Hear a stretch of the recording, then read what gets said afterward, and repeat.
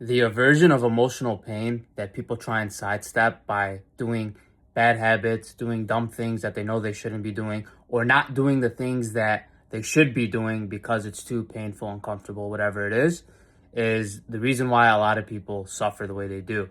So I'm about to explain to you the unconscious mechanism that's driving it and what you can actually do to fix it. So the whole mechanism underneath this is driven by some sort of shame and self-rejection.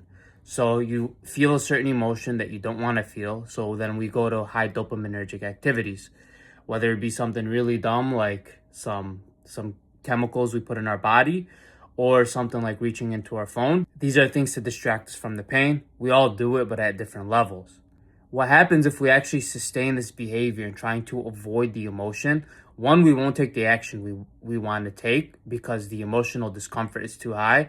And two, we start to have like a very addictive personality. So the only way we can actually change is through an emotional shift. And you can't do that if you're completely amputating your, sadness, depression, and anger. Anger is the big one. Once you actually step into the anger, you'll start to begin a process of grieving and stop self-rejecting. You'll actually begin to face them, you'll let it go, and then all of a sudden your whole identity and behavior starts to shift after you do this, for a long enough period. And then the things you used to reach for, you no longer have to reach for. The things that you want to do, but you're too afraid to because of the emotional discomfort, you actually start to lean into it because you're no longer running. And this actually reminds me of a time when I was working with someone and they came to me saying they're completely monotone, they're completely have no emotion in life.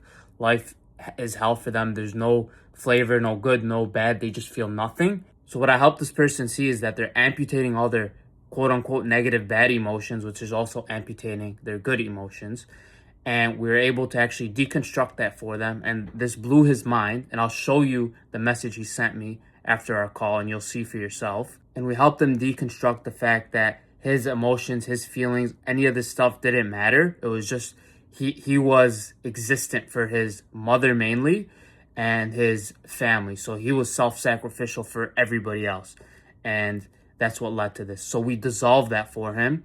And I'm going to put the screenshot here. I'm not going to read it because it'll probably affect the reach of this video, but you can read it for yourself. And yes, stop self-rejecting and your life will get way better. And the way you do this is by changing your identity and your self-image and the way you relate to yourself. As a consequence, you'll be able to process and let go of these negative emotions and beliefs.